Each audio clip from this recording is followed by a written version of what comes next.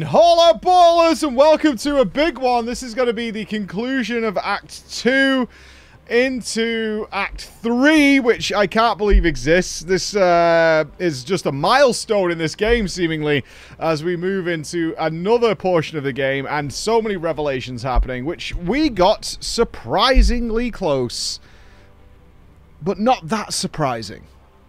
Not that surprising. So as I started my day in Expedition 33, I think we're on day 7 or so of playing the game. We're about 65 hours in, I think. I had the fight with the Paintress. This was very interesting. The first opening cutscene kind of confirmed things we already knew, which was, you know, Verso is the son of the family, and the Paintress is his mother, obviously.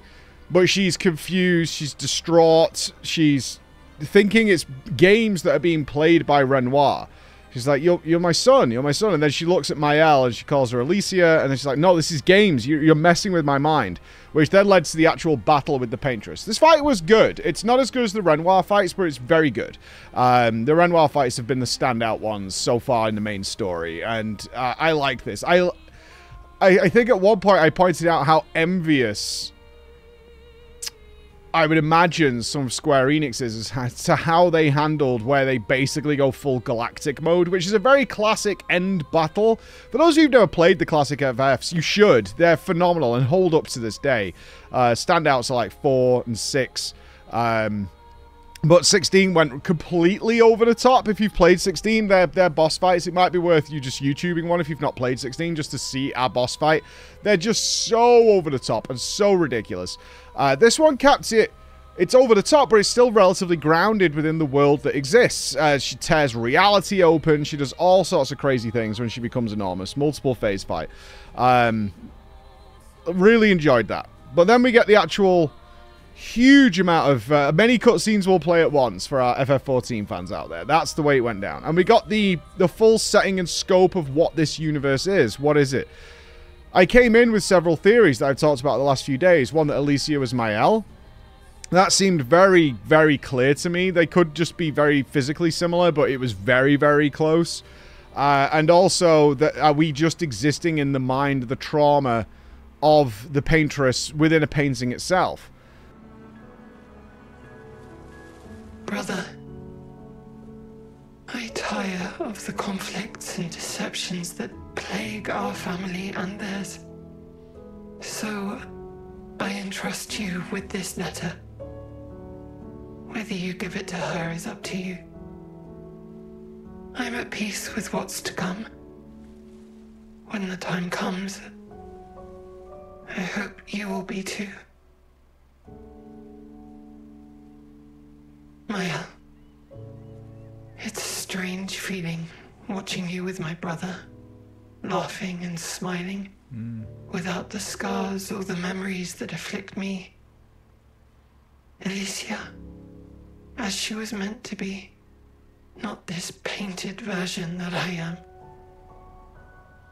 My family, a facsimile of yours, and this world, a mirror, painted by your mother, the Paintress, to stave off her grief. Seeing your expedition through would plunge us all into the abyss. For in ridding the world of the Paintress, you'd lose the sole force standing against the one who would erase us, the one who invokes the flowers of the Gamache. An act of love, for he does love her.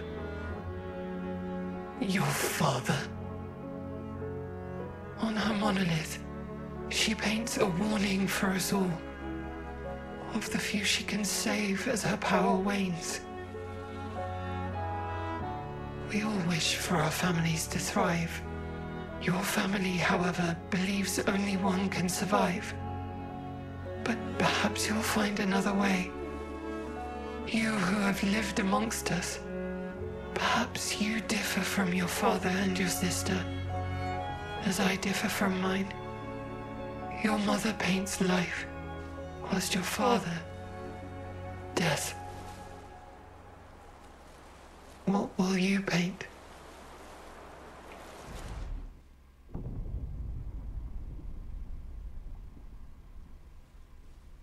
Did we come back on the exact day of the Gamage?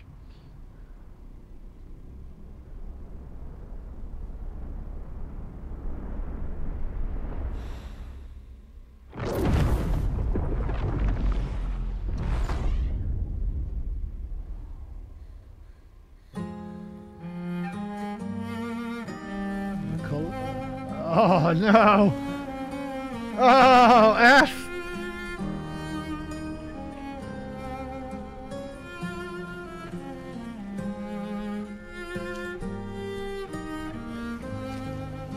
Oh, they're all getting wiped! Oh, now she can't hold him back. Oh no.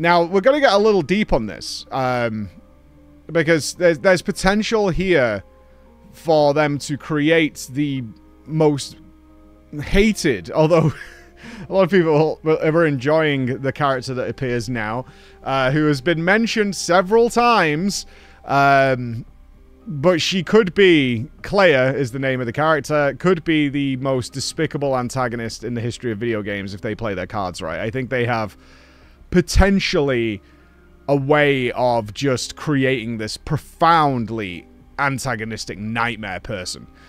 So what do we find out? That's the important thing. We find out that in the real world, I'm going to jump around a little bit because it's revealed to us in pieces. We play as Alicia in the real world, in Paris, France. But it's not the same world as our world. In fact, it seems...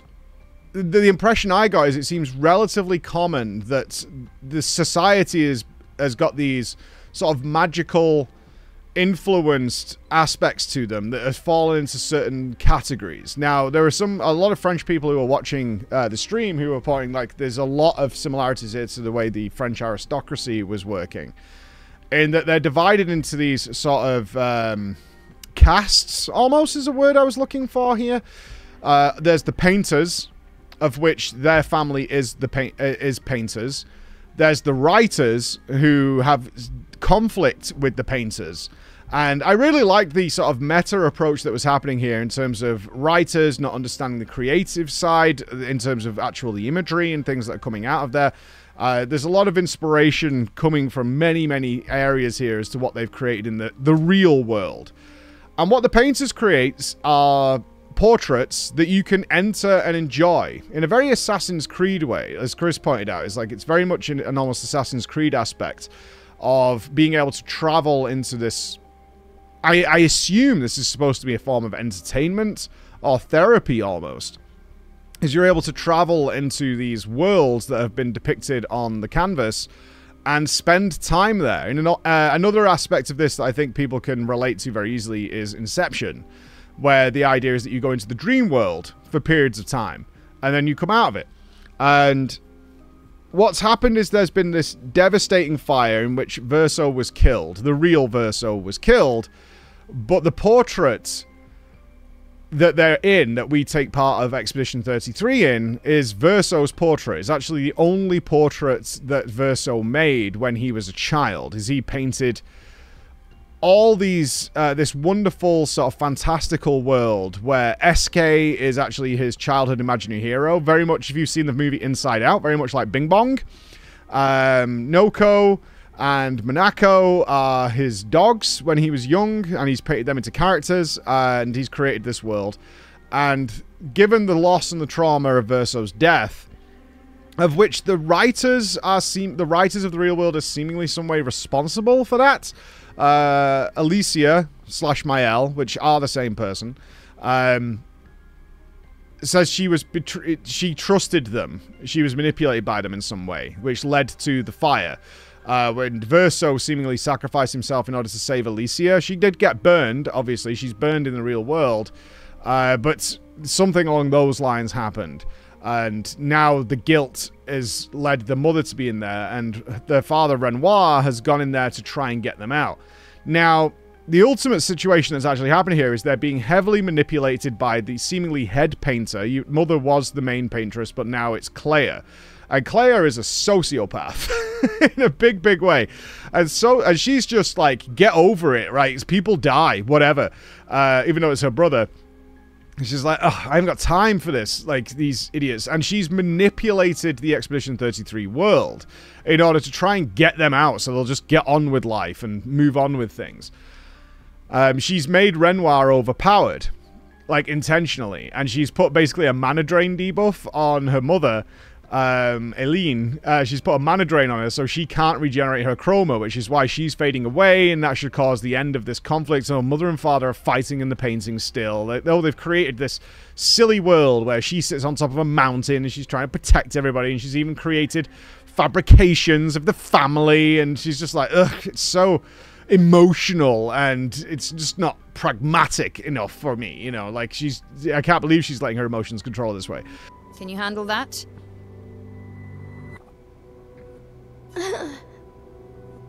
Lest you forget, the only reason those two are in there is because your naivety cost Verso his life. Oh, fuck you. Oh, fuck you. Wow. No antagonist in this game comes close to Clea. Turbo bitch. Like, we need to fucking deal with this right quick. Right quick. Like, this is actually the main villain by a long fucking way. She's right. Grow the fuck up. She's right. Jesus Christ. And Renoir's trying to get her out. But in doing so, she's created evil painted Renoir, is what we can call him. The fictional Renoir, who's just completely overpowered and doing crazy things. Because it actually turns out that the real Daddy Renoir is Omegalul. Omegalul is Daddy Renoir. Which we kind of suspected there was something going on there, right? But after that throwaway line we had yesterday. So there's a painted version of the family and the real version of the family, which reveals themselves later, where painted Renoir was trying to help his daughter, because why is Mael there? And the reason is, Alicia went into the painting, but got caught in her mother's love, essentially, her mother's chroma, to protect her daughter. She wanted to protect her daughter. And that turned her into Mael and removed her memories of Alicia, her real life. And she lived a life in Lumiere. She lived a life, and she was very loved by her parents. She wasn't an accident or anything like that. And she's gone on to live her entire life as Mael.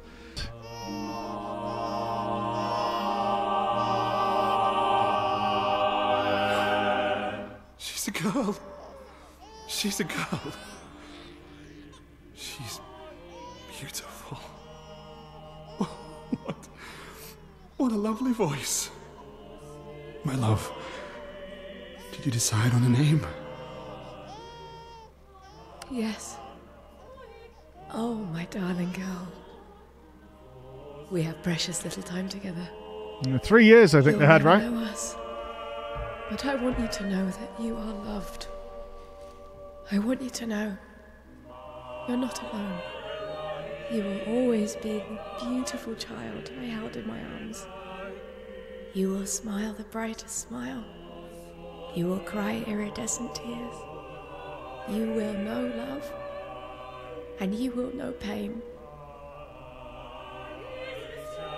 You know, I think's a really nice touch is that her mum rebirthed her essentially as just the same person. But you are strong, and you will survive. Minus the burns, obviously, but she just rebirthed as her actual daughter. I think that's lovely. You'll find people to call your own, and you will shine as their guiding light. For you will change the world, and the people around you. You'll forever be our princess.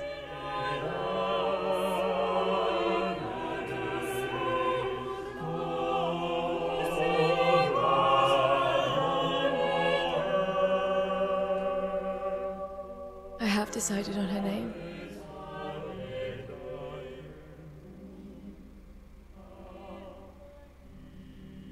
And her name will be...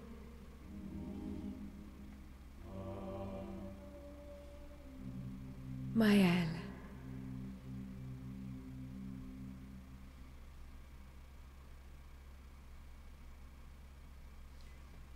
Well, absolutely, completely closed loop ending, I think. I think that is actually rock solid. But they made Daddy overpowered. Act 3? What? No way! What? No fucking way! Oh my god. What? No shit. And it also conflicts with the fact that Alicia prefers to be Mael because she's not burned. She can speak. She has a voice. These people care about her. She grew up with them under the guise of Mael, and she's very connected to those people. And she prefers that world, and she kind of wants to stay. And her dad, the real dad, was like, you can't stay here. We have to get you out. Because the main theme of what's going on is, in an Inception-style way, they want to get them out and get rid of the painting. They want to destroy the painting because their mother will never tear herself away from her son, because it's the last part of her son. They even say when you paint and when you create, a part of your soul goes into that work. And she's never going to let it go. Like, Mael's like, I've hid it in a place she'll never find it. And her dad's like, she's always going to find it. She will never stop looking. She will find it at the ends of the earth. She will hunt it down and she'll become obsessed by it. We need to destroy the painting. And Mael's like, how can we destroy the last remnant of Verso's soul? And then it adds a lot more weight to the Verso we know. Because Verso knows, and has known for a long time, he's not real. And his real living counterpart is dead, and he's a version of Verso. He looks the same, he probably acts the same, he has the same name, but he's not Verso, and there is no Verso. Like, the real Verso is gone. And it creates a lot of really interesting trauma that wasn't laughed at by me. Like, this was actually really... I connected with a lot of these characters, and I felt a lot of very understandable. You can't destroy the last piece of him that we have. This is my home now. You can't just decide... Your home? After all that with your mother, you want to stay? You know how little remains of my life outside. Alicia, you'll die. You've already been here longer than you should. But... No. Look at me. I said no. I am not letting my daughter risk her life. Alicia. I'm not, Mama. I'm not going to lose myself if I stay. I know full well you will, and I am not doing this again! No! Now that's the story of what's going on. Now, why do I say they can make Clea into, like, the mega antagonist? Because they've opened the door to make this genre of game exist, not in an Assassin's Creed way where they're sticking to the same theme of, you know, they're basically ninja-style assassins. They can make them go into any portrait that exists, and this family, dysfunctional, nightmarish family, can have an ongoing backstory that people care about, because people are really connected to the entire... I always forget the name. The Dember family. They're really connected to all these people. They feel for... I mean, I do. I can only speak for myself, but you feel for Mael. You even feel a bit for Renoir. The real Renoir. You feel for what Verso's going through. And you feel for Alina, the mother, like what she's going through. And how will Clea manipulate this? And also, they don't even need to just go from portrait to portrait to portrait like Mario 64 or something into a different world. They could even look at what is the outer world conflict between the painters and the writers, and are there other casts that are dealing with things, you know, producers, directors, whatever the hell is going on in the actual real Paris at this time. But the story then takes a new direction. Mael prefers to be in there. She wants to get her mother out, so she goes back in. And Renoir, we have a new... Act 3's focus is, like, we have to stop Daddy, but we've also got new powers now. And our new powers is that Mael is a paintress herself. She can control the chroma. She can do things with it. But Renoir can control everything. She's limited. And one thing that was so exquisite about this is the story is relatively simple.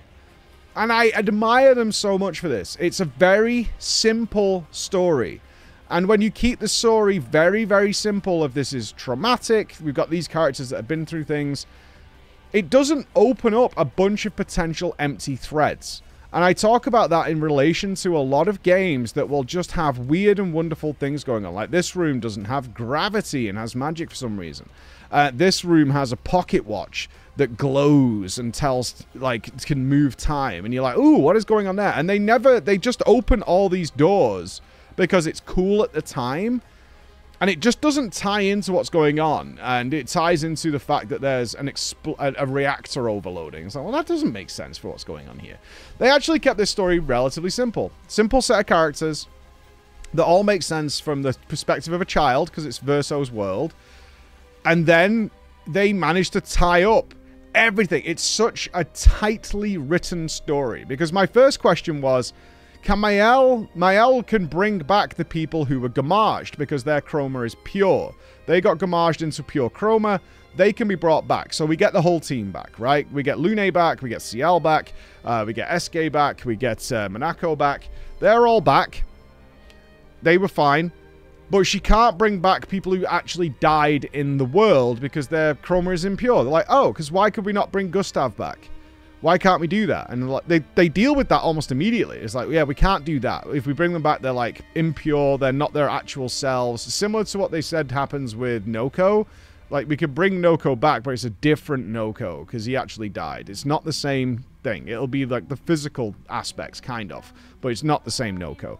And they've been handling this stuff since the beginning of the game. And we talked about this, I think, a couple of days ago. Is all the... Yes, we predicted most of what was going on, and rightfully so, because all the signs were pointing to that is what was happening. Instead of having some strange, weird, wonderful ending, no, they just were like, yeah, like all the clues are there to point to what is happening here, because that is what's happening here. Like, if you read between the lines, we don't need to bash you over the head with it. It should all make sense at the end, and it does. I was looking for holes. I can't help it. It's my analytical side. I was like, where is the holes here? I couldn't find any. I was like, this is really clever. Nice and simple story of a traumatized family that has access. Like, the main premise of the game is simply that there's a traumatized family that's been through a horrible incident, but they also have the ability to travel into portraits. And from that, that's it. That's the sort of like suspend your disbelief moment, is that we can travel into portraits in the real world. Once you accept that, which you don't even need to do till the end, but by that point you've done so much magical stuff, it's like very acceptable. Everything else just all fits into place. SK's personality makes total sense. Monaco's personality of just wanting to like play. He's a dog. He wants to play. He wants to rough and tumble. He wants to mess around. He wants to, you know. I mean, I played with my dog all the time. My dog loved to play fight. He was the gentlest, kindest dog in the world, but he still wants to play, and dogs play like that. They chase, they hunt. They want to grab things, they want to chew them, and he chews on legs. Dogs always chewing at ankles. Arr, you know, like, my dog didn't do that, but that's a very dog thing to do.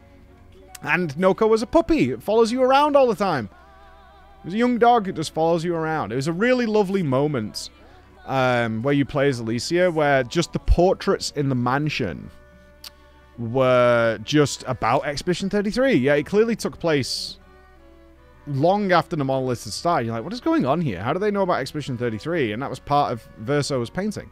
So I story-wise, up till Act 2, perfection. Like, literal perfection. Like, it deserves all the praise in the world. And there's so many lessons to be learned for other developers who are looking to recapture the magic. I'm reminded, I know I'm going off tangent here a little bit, but one of the golden rules when you're dealing with a mass audience, and this isn't to make people feel superior or inferior anyway, is you actually keep the main building blocks of what's going on really simple. Really simple. It makes it so much easier to track. Unless you're a mega genius, keep it simple. And if it is going to be complex, you do baby steps to get there so that people can follow along on a widespread basis and they can understand what is happening. If you try and make it too big brain, like, okay, if we have this niche reference that you might need to check the internet to find out, like a more Dark Souls stylish, is, yeah, a few people will understand it, and yes, in the modern era, you can get extensive, 4-hour-long YouTube videos explaining what's going on. It's kind of the difference between, like, this and Final Fantasy VII, where there's so much happening with Sephiroth, and clues that are later out. It's like, oh, you can actually see, like, Genova's claw marks, and that makes sense later on. It's like, oh, okay, but it's also part of, like, a destructed area, so you might miss that. But if you pay close attention to this bit and this bit, I know a lot of people like picking up on those tiny, tiny details, which, like, might reflect on something later on. Just keep it simple. Everybody's along for the ride, and Expedition 33 proves that if you do that, everybody enjoys those moments together. They don't need to be going fine-tooth comb or microscope over every detail, and just keep it simple, even in a fantastical world, and it's far, far more engaging with a widespread audience, because even the most keen-eyed will miss certain details if you're trying to be too clever with it. I think that was honestly fantastic. So the story setting is that, and now we have Act 3, where we need to return to Lumiere and deal with Renoir. However, and on the other side of the coin is defeating the Paintress also unlocks the ability to break the damage cap. Been waiting for that for a very long time. Came at the exact right time. I like that they were like, yeah, we're going to give you this ability. Clearly you're due it. But we're going to wait till you finish Act 2 and defeat the Paintress just so you can't completely smash her into the floor. And then we're going to open it up because at that point SK can fly and we're going to give you so much more open world stuff to do. I like how they're keeping this relatively open. We're keeping this relatively open. They didn't... They gave me the main story quest. Like, hey, go to Lumiere and deal with Renoir. And I'm like, alright. But they also like... And also you can fly now. So, do what you want to do. Do what you want to do. And I was like, well, I'm going to go and fly around, obviously. Like, I love it. We've got the open world to go to, and our damage cap is lifted. So now I began my journey, which I will be continuing today, of exploring the world. I found so much cool stuff. I found a couple of bosses that I can't do. Namely, I unlocked one in the Painter's Workshop, which is the refight with Lampmaster. That thing is so much more powerful and faster than I am, that it does the lamp mechanic. And then immediately you fail it because you just don't have a turn in between to actually deal with the lamps. So we'll come back to that one because I don't do any damage versus that thing. I found a number of very cool zones, like the floating cemetery, where there's just little interesting set pieces. And what I feel like they've done here is they've had all these ideas on paper. And I think this is very evident, is like when they were designing the game and the story and the flow and the pacing, is they had like a whiteboard, essentially, where they were like, you know what we should do? We should have like a troubled Nevron that doesn't understand its place in the world, and it's trying to recapture that. Maybe we can mix that into the story. And then when they came to like really tightening the story up and getting a good pace, they're like, that doesn't quite fit, but it's still a cool idea. So we'll just create a zone for that moment. It doesn't need to be anything other than that. And you go deal with that moment as well. I ended up in a Crimson Forest jumping puzzle type scenario where the colors all changed, because that's, again, it's another idea. They're messing with this idea of light and dark and color and paint and chroma. And they're like, what if we had a world where we're stripping the chroma away from it? And then maybe we can have a huge boss fight at the end of it, right? But we can actually visually have the world be drained of color, like you would do on a slider on Photoshop or whatever. Yeah, it doesn't fit in the main story, but it's a really cool idea. Let's make that an extra zone. I found a casino that I can't get into yet, somehow. Although I had to get... I liked that they had the little twist of... the guy, it's a gestural casino, and he won't speak to any characters unless you're physically playing Monaco at that point. And then he goes, oh, hey, dude, what's going on? I was, like, getting shunned by everybody. I found another zone that I can't get into called Serene's Dress. This is really interesting because when you go to open the door, once you're inside the zone, it says the door won't budge. However, the character that is shown opening the door is not one of your characters, I don't think. It looks like it's Lune, because she's wearing like the 3/4 pants and no shoes, but the top half is like Mael's white hair now because her hair has turned white, which is seemingly the tradition in there. Verso talks about it a lot in Renoir. The change of color, I guess, or the draining of color. And so it's like, what is happening? I don't know what's happening there yet. I did smash a lot of bosses and found some extraordinarily powerful Pictos. I'm at the point where I'm like playing with builds and having a great time doing it. A really great time. Just exploring, fighting giant bosses. The best boss that I did yesterday, I think sometimes you're a little too powerful and sometimes you're not powerful enough. I landed right perfect with the ultimate sack of potatoes. I can't remember the name of the zone, but the ultimate sack of potatoes that has 2 ads. I cowered it out. I bitched out. I'm sorry, I bitched out. I'm sorry. I was scared. I was too scared, man. I was too scared. Don't judge me. Don't judge me. Look at his health, man. I bitched out. Fuck off. Look at his health, dude. I bitched.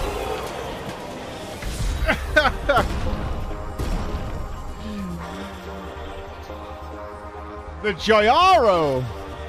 That was one of the best fights we've done so far. I felt like we were absolutely perfect for that, perfect level, perfect power for that fight. That was great. That was great. And from there, I'll be honest, I opened the door to like, are there spells and stuff that I've been just sleeping on that are really cool? And the guys are like, oh yeah, for sure, dude. Like, you want to try Genesis with Lune. That is awesome. That does like 3.5 million damage. My damage went from 10k caps, so occasionally if I had a 5-hitter, it would do like 50k to like 3.5 million in about half an hour. I was like, oh, that's cool. Phantom Stars I'm messing around with. Everybody's getting new builds. They all need reworking. We're respeccing them a lot to see how they go. One thing I need right now, and I was really hoping this would happen, is money. I found a vendor in the Gestural area where I fought Ultimate Sack of Potatoes that required like 1 million chroma. And I have not bought a single piece of glam decor items for the characters. Like, not any. I have been extremely frugal with all the money I've collected in the game to make sure I could buy new Pictos and things. This guy was like, yeah, you need like 1 million plus here. I had like 500k. So I need to go back there and pick up a bunch of other stuff when I get some money. And Luminas. I just want these characters to get more and more and more and more powerful because they keep unlocking even more powerful things. That's like, that requires another 10 points, that requires another 20 points, that's a 30-pointer, and I'm like, oh my god, like, I need to slot a lot of things in here. I did mess around with another auto-death build that gives, like, there's a build I can picture in my head from last night where I made Monaco an auto-death character because he gave, like, AP to everybody, he healed everybody, he gave them powerful, he gave them shell.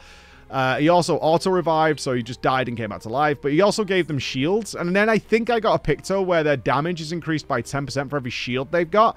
And I'm like, wait a minute. Can I, like, just sacrifice him over and over again to give them all... to give Lune and Verso, who are my ultimate damage dealers right now, like, 100% extra damage? Because that's pretty cool. That's pretty cool.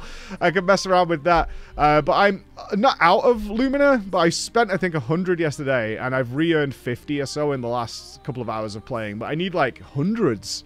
I need hundreds of Lumina.